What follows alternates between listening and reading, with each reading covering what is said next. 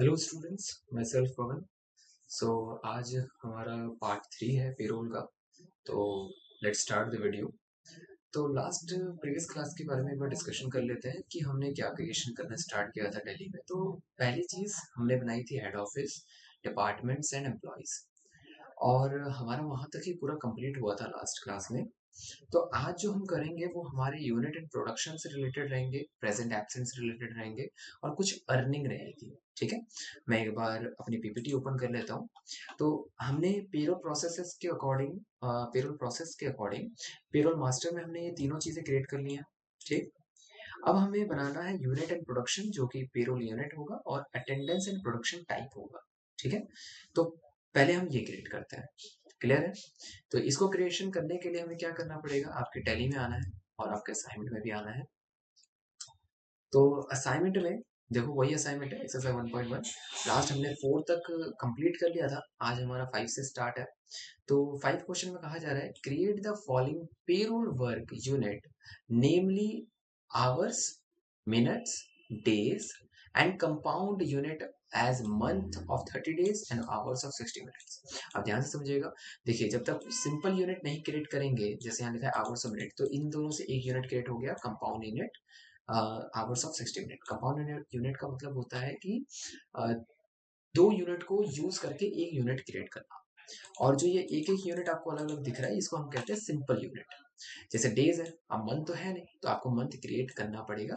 बस क्वेश्चन ने डिफाइन नहीं करा कि आपको मंथ भी क्रिएट करना है। ठीक है, बिकॉज आपको अपनी तरफ से भी देखना है कि किस टाइप से आप पेरोल की रिकॉर्डिंग करेंगे। ठीक है, चलिए। तो सबसे फर्स्ट हम आवर्स यूनिट्स क्रिएट करते हैं।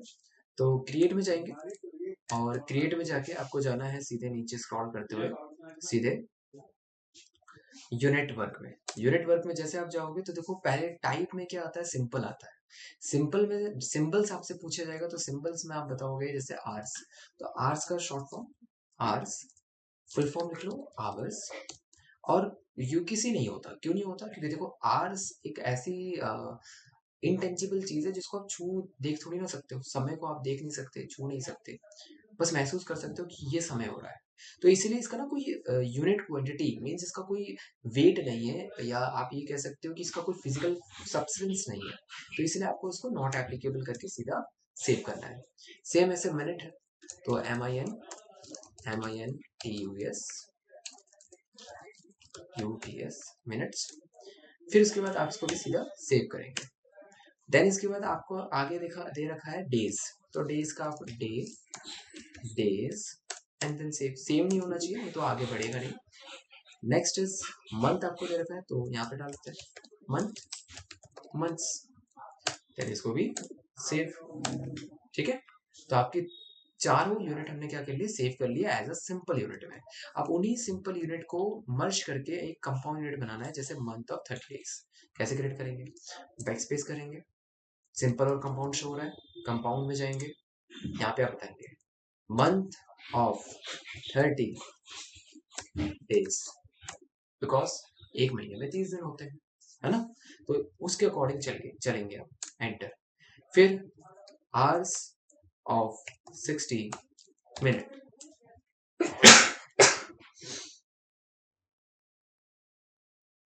आवर्स ऑफ 60 मिनट, आप इसको सेलेक्ट करेंगे, फिर इसको भी सेव कर लेंगे। तो दोनों ही यूनिट क्या हो गई, आपकी यूज हो गई है।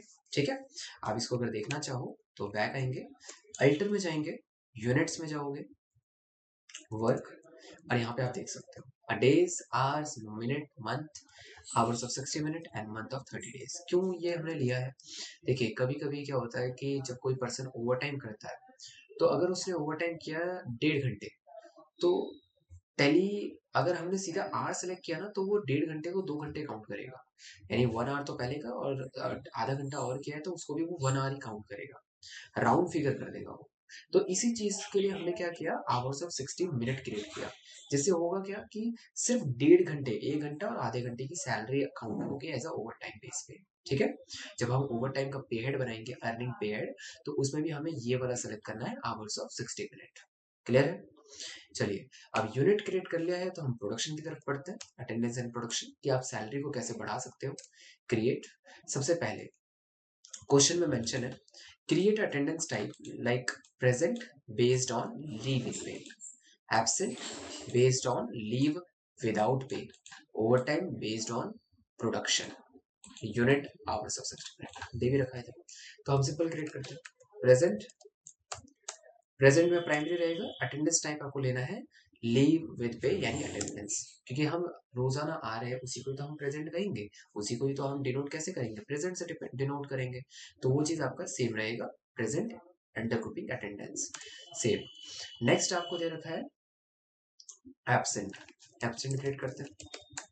एब्सेंट यहाँ पे लेंगे लीव विदाउट पे, यानी आप एब्सेंट हुए तो आपको उस दिन की सैलरी नहीं पे की जाएगी।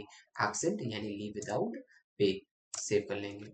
लास्ट बचा आपके पास ओवर टाइम। तो ओवर टाइम आपका प्रोडक्शन का पार्ट है, तो ओवर टाइम आपको यहाँ पे दे भी रखा है प्रोडक्शन। प्रोडक्शन सेलेक्ट करेंगे और आवर्स ऑफ सेक्रेट सेलेक्ट करोगे और फिर इसको क्या कर लेंगे, सेव कर लेंगे।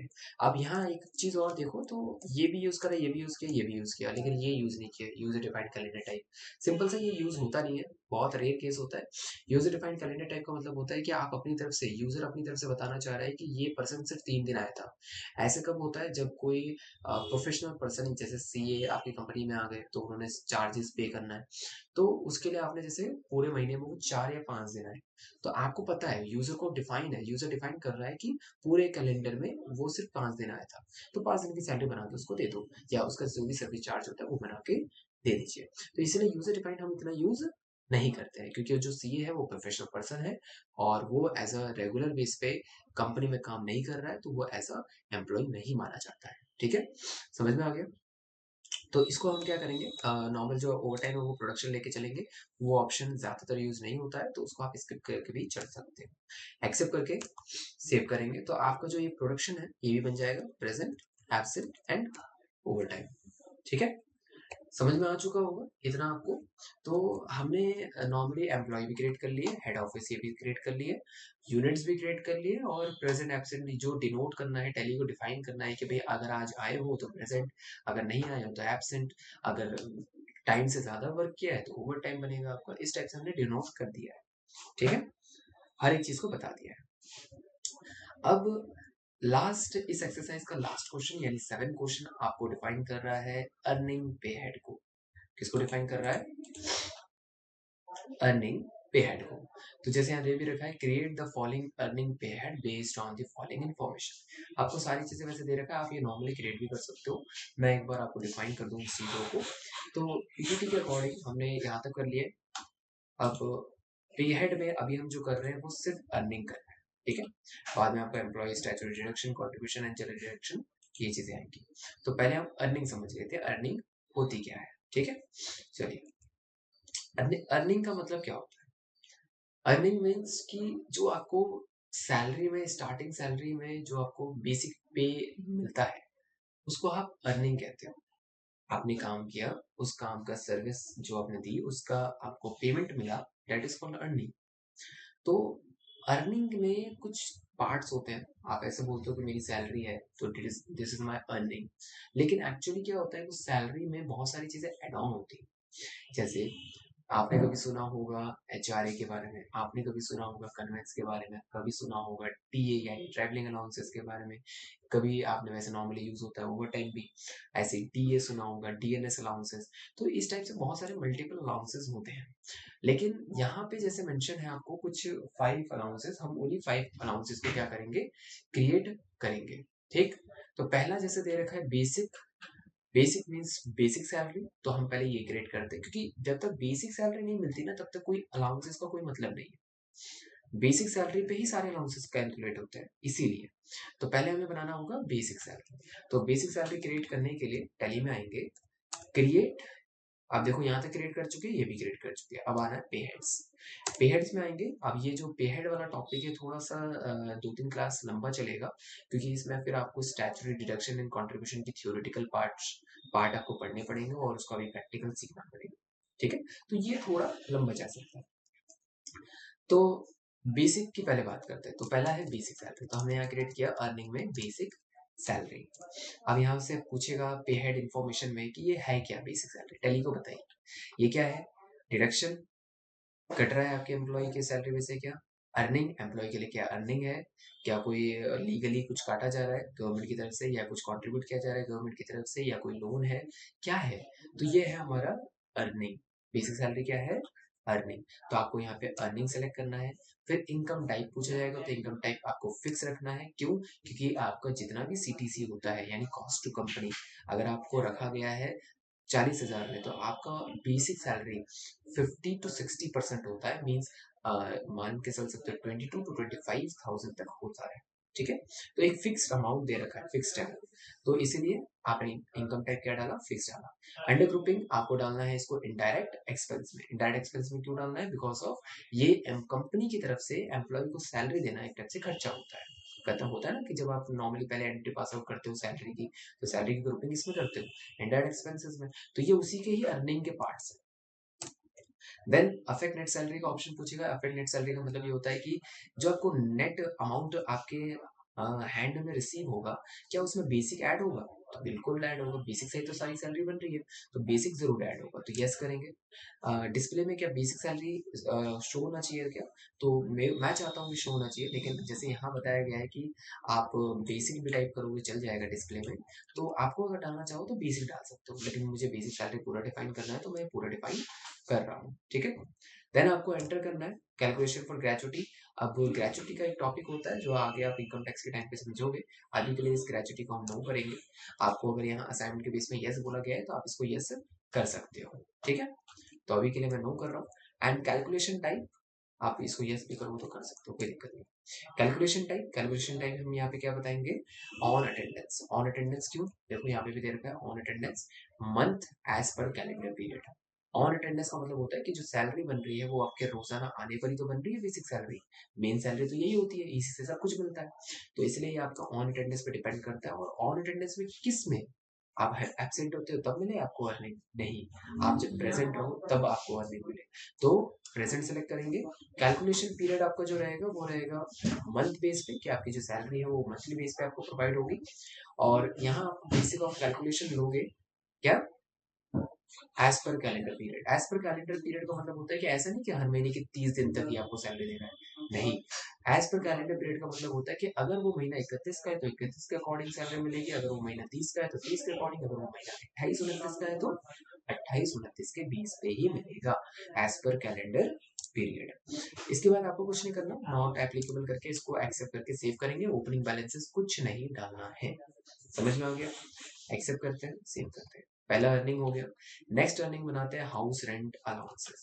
House rental allowances, house rental allowances create किया। ये भी क्या है, अर्निंग का ही पार्ट है, क्योंकि अलाउंसेस है। अलाउंसेस मींस अलग से फैसिलिटी प्रोवाइड करना या उस फैसिलिटी का अमाउंट प्रोवाइड करना, तो वो आपका अलाउंसेस का पार्ट होता है। तो earning for employees, income type fix है कि वेरिएबल है? तो ये फिक्स्ड है। क्यों है? क्योंकि नॉर्मली जो अलाउंसेस होता है हर एक कंपनी में एक फिक्स रेट से होता है। किसी जगह 30% है तो हर एक एम्प्लॉय को फिर अलाउंसेस 30% के अकॉर्डिंग ही मिलेगा, चाहे उसका रेंट ज्यादा हो या कम। ठीक है, तो रेट ऑफ परसेंटेज फिक्स्ड ही रहता है, तो इसलिए आपका फिक्स रहेगा। इनडायरेक्ट एक्सपेंस कंपनी के लिए तो खर्चा ही है। नेट सैलरी में इफेक्ट करेगा, बिल्कुल इफेक्ट करेगा, आपके टोटल वैल्यू का इफेक्ट करेगा ये। एचआरए, ये शो होना चाहिए क्या, हाउस रेंटल अलाउंसेस। तो पे स्लिप के अकॉर्डिंग एचआरए लिख रहा है, तो मैं भी यहाँ पे एचआरए लिख सकता हूँ। ग्रेचुटी में नो ही। कैलकुलेशन टाइप आपसे पूछेगा, देखो कैलकुलेशन टाइप क्या है, एज कंप्यूटेड वैल्यू। क्यों? क्योंकि मैंने बताया था आपको सारे अलाउंसेस आपके डिपेंड करता है आपके बेसिक सैलरी के ऊपर। अगर बेसिक सैलरी 2000 से बढ़ेगा तो आपका house rental allowances, DNS allowances जो भी मिलता है वो भी उतने ही अमाउंट से या उतने परसेंटेज कुछ फिक्स थोड़े से अमाउंट से बढ़ जाता है। ठीक है, तो यहाँ पे जैसे house rental allowances 40% on the basic बोल रहा है, एज कंप्यूटेड में कैलकुलेट करो ऑटोमेटिकली, तो यहाँ पे आप लेंगे एज कंप्यूटेड वैल्यू, यानी ये किसी और डिपेंडेंसी पे कैलकुलेट हुआ है। ठीक है, तो एज पर कंप्यूटेड वैल्यू लेंगे। देन एंटर करके आपको यहाँ लेना है ऑन स्पेसिफाइड फॉर्मूला। क्या लेना है? On specified formula.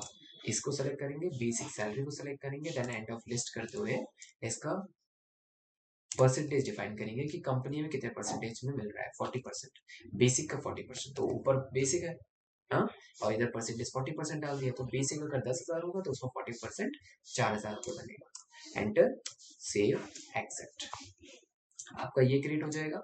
देन आपको बनाना है कन्विंस। कन्विंस अलाउंसेस, आने जाने का खर्चा कन्वेंस अलाउंसेस कहा जाता है, कन्वेंस अलाउंसेस,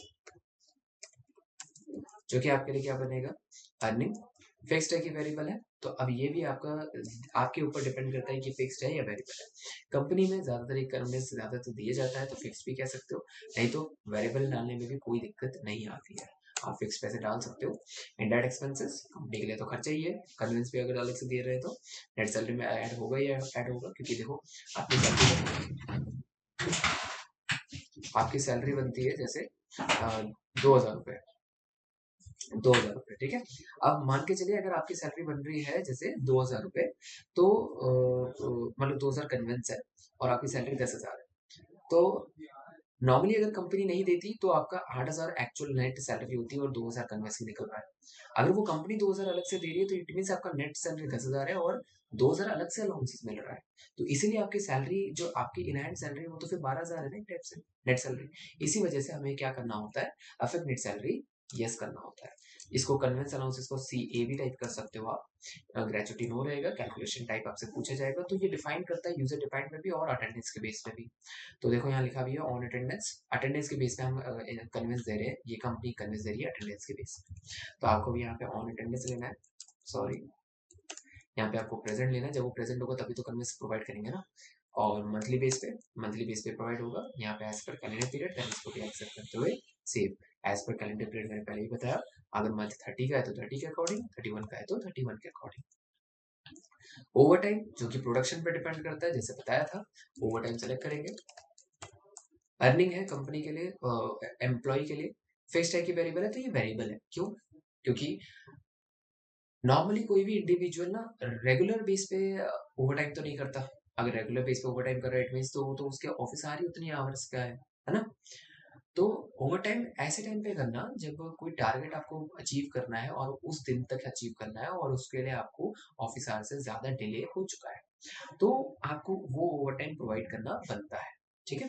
तो मंथली अगर एक ओवर टाइम की बात करें तो ज्यादा से ज्यादा 10 ओवर टाइम हो सकता है, 5 ओवर टाइम हो सकते हैं, तो वो वेरिएबल रहता है, रेगुलर बेस पे नहीं करते आप ये चीज, इसीलिए ये वेरिएबल रहेगा। अंडर ग्रुपिंग इनडायरेक्ट एक्सपेंस, जब भी ओवर टाइम होगा तो खर्चा है कंपनी के लिए, नेट सैलरी में अफेक्ट करेगा करेगा, जिस मंथ में ओवर टाइम किया उस टाइम पे नेट सैलरी अलग चेंज होगी आपकी, तो यस करेंगे। ओवर टाइम का OT लिख सकते हो आप, ठीक, नहीं तो यहाँ पे भी देखो OT लिखा हुआ है ओवर टाइम, और इधर ग्रेचुटी नो रख के कैलकुलेशन टाइप आप लोगे ऑन प्रोडक्शन, ठीक है, जितने आवर्स आप काम करोगे उतने के अकॉर्डिंग आपकी सैलरी बनेगी। On production over time select करेंगे, नॉट एप्लीकेबल करके सीधा एक्सेप्ट करते हुए सेव करेंगे, ये हम बना रहे हैं, इसको अप्लाई भी करना है फिर सैलरी के ऊपर। देन लास्ट बचा आपका इंसेंटिव, जो कि यूजर डिफाइंड पे है। यूजर डिफाइंड का मतलब होता है कि आप अपनी तरफ से बता रहे हो कि इसकी इंसेंटिव इतनी बनी, तो इसको हम कैसे क्रिएट करेंगे, तो इंसेंटिव लो, यहाँ पे अर्निंग लीजिए, फिक्स्ड है कि वेरिएबल, तो वेरिएबल, ठीक, क्योंकि इंसेंटिव बार बार फ्लक्चुएट करता है, कभी टारगेट बेस अचीव होगा, कभी टारगेट बेस अचीव नहीं होगा, तो इसलिए वेरिएबल रहेगा। इनडायरेक्ट एक्सपेंसेस कंपनी के लिए खर्चा है, नेट सैलरी में अलग से ऐड होगा। इंसेंटिव का नाम यही रहने देते हैं, ग्रेचुटी नो, कैलकुलेशन टाइप आपसे पूछा जाएगा, तो आपको यहाँ पे क्या डालना है, user defined value, as user defined value आप ये डाल सकते हो। यूजर डिफाइंड का मतलब होता है जो यूजर ने खुद से अपनी तरफ से बताया हो, आप इसको यहाँ पे सेलेक्ट करके सेव करेंगे। क्लियर है, समझ में आ गया आपको, इतना क्लियर हो चुका होगा। अगर एक चीज और बता देता हूँ मैं, ऐसा नहीं है कि ओवर टाइम आप ऑन प्रोडक्शन में ही डालो, यूजर डिफाइंड डालना है तो यूजर डिफाइंड भी डाल सकते हो, बट यूजर को खुद से बताना पड़ेगा। सेम कन्वेंस है, सेम आचार्य है, आचार्य वैसे नहीं होता, कन्वेंस और इनमें तो आप यूजर डिफाइंड भी डाल सकते हैं अपने अकॉर्डिंग डिफाइन करने के लिए, ठीक है। चलिए, तो हमने यहाँ तक सारी अर्निंग कंप्लीट कर ली है। अब आपको जो बचता है वो अर्निंग के बाद आपका डिडक्शन का पार्ट और कंट्रीब्यूशन का पार्ट बचता है, जो कि हम नेक्स्ट सेशन में करेंगे। आज के लिए यहाँ तक ही। अगर आपको कोई भी डाउट होता है तो आप जिससे भी कोऑर्डिनेट कर रहे हो उनसे आप ये जो भी डाउट है वो आप पूछ सकते हो, वो हम तक वो क्वेरी लेके आएंगे और हम वो आपका सॉल्व कर देंगे, ठीक है। और अगर कोई दिक्कत आती है तो आप वो चीज़ पूछ सकते हैं। अगर आपको ये चीज़ समझ में अच्छी तरह से आ रही है तो मैं वैसे नॉर्मली कहूँगा कि आप इसकी अच्छी तरह से प्रैक्टिस भी ज़रूर करें, क्योंकि विदाउट प्रैक्टिस आपकी ये चीज़ जो आप सीख रहे हो वो बहुत ज़्यादा एक टाइप से बेनिफिशियल नहीं रहेगा। प्रैक्टिस पे ही पूरा चीज रहता है आपका।